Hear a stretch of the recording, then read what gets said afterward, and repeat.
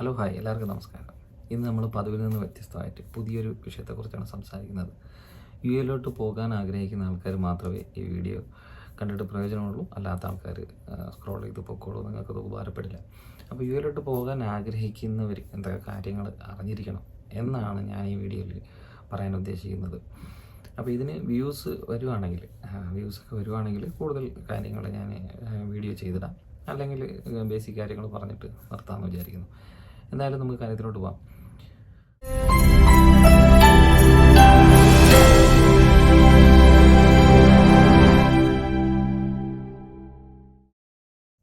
അപ്പോൾ യു എയിൽ പോകാൻ ആഗ്രഹിക്കുന്നവർ ആദ്യം അറിഞ്ഞിരിക്കേണ്ട കാര്യങ്ങൾ വിസയെക്കുറിച്ചിട്ടാണ്.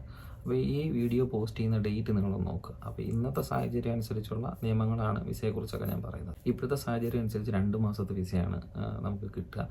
അതിന് ഏതാണ്ട് 14,000-15,000 രൂപയാണ് ചിലവ് വരുന്നത്. അപ്പോൾ ഇങ്ങനെ വിസിറ്റ് വിസ എടുത്താൽ പോലും നമുക്ക് ബാങ്ക് ബാലൻസ് കാണിച്ചെങ്കിൽ മാത്രമേ ഇപ്പോൾ നമുക്ക് യു എയിലോട്ട് പോകാൻ പറ്റുള്ളൂ.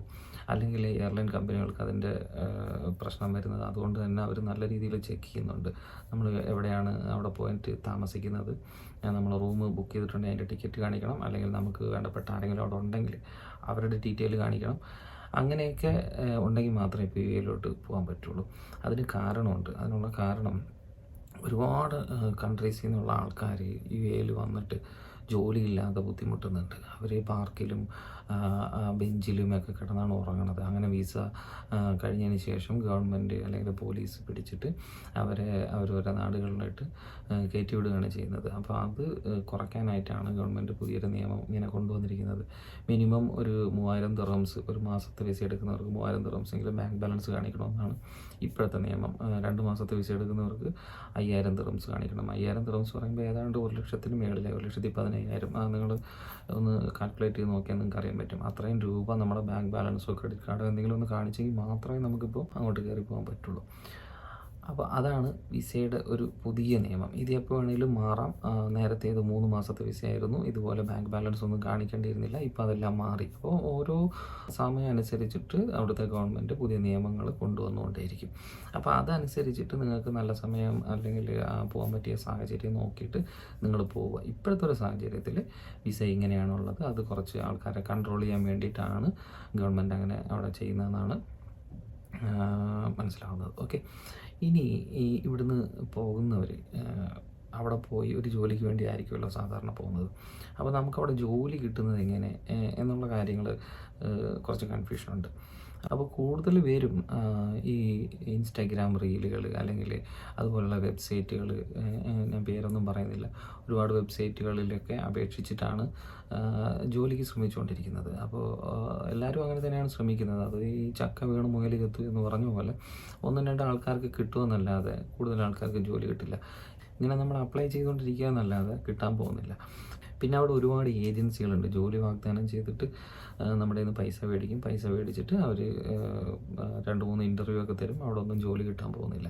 അങ്ങനെ ഒരുപാട് ഏജൻസികൾ അവിടെ നടത്തുന്നുണ്ട്. അങ്ങനത്തുള്ള വലയിലൊന്നും പോയി പെടാതിരിക്കുക. ഇൻസ്റ്റാഗ്രാമിലും ടിക്ടോക്കിലും ഒക്കെ കണ്ട വീഡിയോയിൽ സി വി അയക്കുമ്പോൾ അവർ കൃത്യമായിട്ട് ഇൻ്റർവ്യൂ, HR-ൻ്റെ പേര്, സ്ഥലം എല്ലാം വെച്ചിട്ട് നമുക്ക് ഇൻ്റർവ്യൂ അയക്കും. അപ്പോഴത്തേനും നമ്മൾ വളരെ സന്തോഷമാണ്. വന്നതിൻ്റെ 3-ാം ദിവസം അല്ലെങ്കിൽ പോയതിൻ്റെ 3-ാം ദിവസം നമുക്ക് ഇൻ്റർവ്യൂ കിട്ടി. നമ്മൾ ഇൻ്റർവ്യൂവിന് ചാടിക്കയറി പോകും.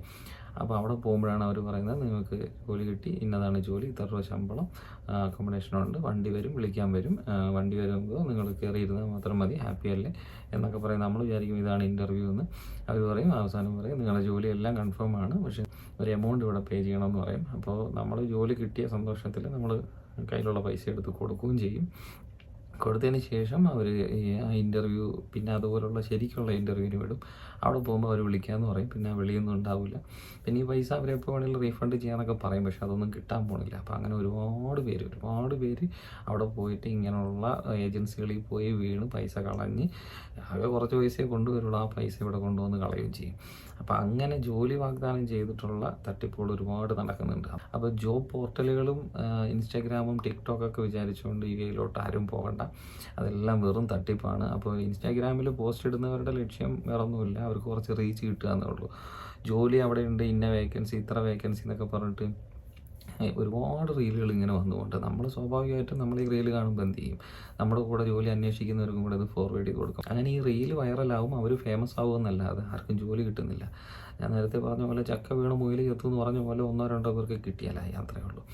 അപ്പോൾ അത് പ്രധാനമായിട്ട് ശ്രദ്ധിക്കേണ്ട ഒരു കാര്യമാണ്. ഈ യു.എയിൽ നിങ്ങൾക്ക് ജോലി കിട്ടണമെങ്കിൽ റെക്കമെൻഡേഷൻ വേണം. അവിടുത്തെ ഒരാൾ നിങ്ങൾക്ക് പരിചയം ഉണ്ടാവണം. അപ്പോൾ അയാൾ പറയുകയാണ് ഇതെനിക്ക് പരിചയമുള്ള ആളാണ്, വിശ്വസിക്കാൻ പറ്റുന്ന ആളാണ്, ഇയാൾക്കൊരു ജോലി വേണം എന്ന് പറഞ്ഞ് കിട്ടുന്ന ജോലികൾക്ക് മാത്രമേ വാല്യൂ ഉള്ളൂ. അല്ലാതെ എന്ത് ജോലി നിങ്ങൾ പറഞ്ഞു പോയാലും അത് നിലനിൽക്കില്ല. അങ്ങനെ കിട്ടുന്ന ജോലികളിൽ നിങ്ങൾക്ക് തട്ടിപ്പുണ്ടാവും. അല്ലാതെ നിങ്ങളിവിടെ വരുമ്പോഴത്തേനും ഓരോ സൂപ്പർ മാർക്കറ്റുകളിൽ വാക്കിൻ ഇൻ്റർവ്യൂ ഉണ്ട്. വാക്കിൻ ഇൻ്റർവ്യൂ ആണ് വേറൊരു കളി. ഈ വാക്കിൻ ഇൻ്റർവ്യൂ എന്ന് പറയുമ്പോഴത്തേനും നമ്മൾ ഒരുപാട് പേര് ആ വാക്കിൻ ഇൻ്റർവ്യൂ ഇപ്പോൾ അവിടെ പോകുമ്പോൾ ഒരു ക്യൂ ആൾക്കാരുണ്ടാവും, നിറയെ ഒരുപാട് പേരുണ്ടാവും. ഇതെല്ലാവരും വണ്ടിക്കൂലിയും കളഞ്ഞ് രാവിലെ കെട്ടി റെഡിയായി ഇൻസേർട്ടൊക്കെ ചെയ്ത് വാക്കിൻ ഇൻ്റർവ്യൂവിന് വന്ന് നിൽക്കും. വാക്കിൻ ഇൻ്റർവ്യൂ എന്ന് പറഞ്ഞു കഴിഞ്ഞാൽ ഒരു സ്ഥാപനത്തിൻ്റെ സെയിൽ കൂട്ടാൻ വേണ്ടിയുള്ള ഒരു മാർക്കറ്റ് സ്ട്രാറ്റജി മാത്രമാണ് അത്. ഇപ്പോൾ ഉദാഹരണത്തിന് ഒരു സ്ഥാപനത്തിൻ്റെ പേര് പറഞ്ഞ് വാക്കിൻ ഇൻ്റർവ്യൂ എന്ന് പറഞ്ഞിട്ട് ഒരു പോസ്റ്റർ ഉണ്ടാക്കിയിട്ട് ഇൻസ്റ്റാഗ്രാമിലോ വാട്സാപ്പിലൊക്കെ ഇങ്ങനെ ഷെയർ ചെയ്യും. ആ പോസ്റ്റ് ഒരുപാട് പേർക്ക് ഷെയർ ആവും യു.എയിലുള്ള. ആ ഷെയർ ആകുമ്പോഴത്തേനും അവരുടെ പേരാണ് ഈ ഷെയർ ചെയ്യപ്പെടുന്നത്. അതൊരു മാർക്കറ്റിംഗ് ആണ്. സത്യത്തിൽ അവിടെ ചിലപ്പോൾ ഒരു വേക്കൻസി ഉണ്ടാവുള്ളൂ. ആ വേക്കൻസിക്ക് അവർക്ക് പരിചയമുള്ള ഒരാളെ അവർ എടുത്തിട്ടുണ്ടാവും. ഇതൊക്കെ എനിക്ക് നേരിട്ട് അനുഭവമുള്ള കാര്യങ്ങളാണ്. CV കൊണ്ടുവരുന്നവരടുത്തൊക്കെ അവിടെ ബോക്സിലിടാൻ പറയും, വിളിക്കാമെന്ന് പറയും. അവർ വളരെ പ്രതീക്ഷയോടെയാണ് പോണത്. നമ്മളത് കണ്ടുകൊണ്ടിരിക്കുന്ന കാര്യങ്ങളാണ്. ഞാനത് കണ്ടിട്ടുണ്ട്. അപ്പോൾ അവർ പ്രതീക്ഷയോടെ പോവുകയും ചെയ്യും. ഒരു അഡ്ജസ്റ്റ്മെൻ്റാണ്, മനസ്സിലായില്ലേ? അതൊരു പരസ്യത്തിന് വേണ്ടിയുള്ള ഒരു അഡ്ജസ്റ്റ്മെൻ്റാണ്. അപ്പോൾ അതൊക്കെ നിങ്ങൾ മനസ്സിലാക്കുക. വാക്കിൻ ഇൻ്റർവ്യൂ എന്ന് പറഞ്ഞാൽ വളരെ വിരളമായിട്ട് ജോലി കിട്ടുള്ളൂ. കിട്ടുന്നവരുണ്ട്, കിട്ടുന്നവരില്ല എന്നൊന്നും ഞാൻ പറയുന്നില്ല. ഭാഗ്യത്തിന് കിട്ടിയാലായി. അവർക്ക് ചിലപ്പോൾ ഒരു 3 വേക്കൻസി ഉണ്ടെങ്കിൽ 100 പേര് വരും, അതിൽ 3 പേരെ എടുക്കുകയുള്ളൂ. അതിൽ അവർക്ക് ആവശ്യമുള്ള ആൾക്കാരെ എടുക്കുക, ബാക്കി പരസ്യം, അതാണ് അവരുടെ ഉദ്ദേശം. ഇപ്പോൾ വെറുതെ ഇൻ്റർവ്യൂ വയ്ക്കുന്ന പല സ്ഥാപനങ്ങളും ഞാൻ കണ്ടിട്ടുണ്ട്. വെറുതെ ഇൻ്റർവ്യൂ വയ്ക്കുമ്പോഴത്തേനും അവിടെ ഒരു തിരക്ക് വരും. അപ്പോൾ എന്താണ് തിരക്ക് എന്ന് നോക്കാൻ വേണ്ടി ആൾക്കാർ ആ സ്ഥാപനത്തിലൂടെ ശ്രദ്ധിക്കും. അതെല്ലാം പരസ്യം അല്ലെങ്കിൽ കച്ചവടം കൂട്ടുക എന്നുള്ളത് മാത്രമാണ് അവരുടെയൊക്കെ ലക്ഷ്യം. അപ്പോൾ ഇതാണ് ജോലി കിട്ടുന്നതായിട്ട് ബന്ധപ്പെട്ട കുറച്ച് തട്ടിപ്പും വെട്ടിപ്പും ഒക്കെ, മനസ്സിലായില്ലേ? ഇങ്ങനെയുള്ള കാര്യങ്ങൾ നിങ്ങളൊന്ന് മനസ്സിലാക്കി വയ്ക്കുക. അപ്പോൾ ഡയറക്റ്റ് ഇൻ്റർവ്യൂ എന്ന് പറഞ്ഞ് ചാടി കയറി പോയി പൈസ കൊടുക്കാതിരിക്കുക, പൈസ ചോദിക്കുക. അങ്ങനെ ഇൻ്റർവ്യൂ ഒരുപാട് കിട്ടും. നമുക്ക് പിറ്റേ ദിവസം തന്നെ മെയിൽ വരും നിങ്ങൾക്ക് ഇൻ്റർവ്യൂ ഉണ്ടെന്നുണ്ട്. അപ്പോൾ നിങ്ങൾ പോയി പൈസ കൊടുക്കാതിരിക്കുക. പൈസ കൊടുത്തു കഴിഞ്ഞാൽ തിരിച്ചു കിട്ടില്ല, അത് പോയി. പിന്നെ ഈ വാക്കിൻ ഇൻ്റർവ്യൂവിൽ അറ്റൻഡ് ചെയ്തോളൂ, അത് നിങ്ങൾക്കൊരു എക്സ്പീരിയൻസ് ആയിരിക്കും. പക്ഷേ ജോലി കിട്ടൽ വളരെ വിരളമായിരിക്കും. പിന്നെ എങ്ങനെ ജോലി കിട്ടാം എന്നുള്ളതായിരിക്കും നിങ്ങളുടെ ചോദ്യങ്ങൾ. അപ്പോൾ യു.എയിൽ ഒരുപാട് വേക്കൻസികളുണ്ട്. ആ വേക്കൻസികൾ നമ്മൾ അറിയുന്നില്ല എന്നുള്ളതാണ് നമ്മുടെ വിഷയം. അപ്പോൾ ചില വേക്കൻസികളെല്ലാം പരിചയക്കാരും വേണ്ടപ്പെട്ടവരും തന്നെയാണ് കയറിക്കൊണ്ടിരിക്കുന്നത്. അപ്പോൾ നമുക്കിവിടെ വേണ്ടത് പരിചയം ഉണ്ടാക്കുക എന്നുള്ളതാണ്. യു.എയിൽ ജോലി കിട്ടാൻ വേണ്ടത് കണക്ഷൻസാണ്, പരിചയക്കാർ. അപ്പോൾ നമ്മുടെ പരിചയത്തിലുള്ള ആരെങ്കിലും അവിടെ ഉണ്ടെങ്കിൽ അവരുമായി ബന്ധപ്പെട്ട് ജോലിക്ക് ശ്രമിക്കുക. അതായിരിക്കും ഏറ്റവും നല്ലത്. അവർ ഇന്ന ആൾ ശുപാർശ ചെയ്താൽ മാത്രമേ ഒരാൾ ഇവിടെ എടുക്കുള്ളൂ. വിശ്വസിക്കാൻ പറ്റിയ ആൾക്കാരെയാണ് അവർക്ക് വേണ്ടത്. വിശ്വസിക്കാൻ പറ്റിയ ആൾക്കാരെ കിട്ടാനാണ് യു.എയിൽ വളരെ ബുദ്ധിമുട്ട് എന്നാണ് ഞാൻ മനസ്സിലാക്കുന്നത് കേട്ടോ. എൻ്റെ അഭിപ്രായങ്ങളാണ് ഞാൻ ഈ പറയുന്നതൊക്കെ. ജോലി കിട്ടുന്നതുമായി ബന്ധപ്പെട്ടും വിസയുമായിട്ട് ബന്ധപ്പെട്ടുള്ള ചെറിയൊരു വിവരണമാണ് ഞാൻ ഈ വീഡിയോയിലൂടെ പറഞ്ഞത്. അപ്പോൾ അടുത്ത വീഡിയോയിൽ ഇവിടുത്തെ ബെഡ് സ്പേസ് അല്ലെങ്കിൽ താമസം, ഫ്ലാറ്റ്, ട്രാവലിംഗ്, ഇങ്ങനെയുള്ള കാര്യങ്ങളെക്കുറിച്ചും പെർമനൻറ്റ് വിസ എടുക്കുന്നതിനെ കുറിച്ചൊക്കെ ഞാൻ പറയാം. അപ്പോൾ താല്പര്യമുള്ളവർ ഈ വീഡിയോ നിങ്ങൾക്ക് പരിചയമുള്ള യു.എയിലോട്ട് പോകാൻ താല്പര്യമുള്ളവർക്ക് ഷെയർ ചെയ്ത് കൊടുക്കുക. അപ്പോൾ അവർക്കൊരു ഉപകാരമാകുമെന്ന് ഞാൻ വിചാരിക്കുന്നു. അപ്പോൾ അടുത്ത വീഡിയോ ആയിട്ട് വീണ്ടും കാണാം. ബൈ.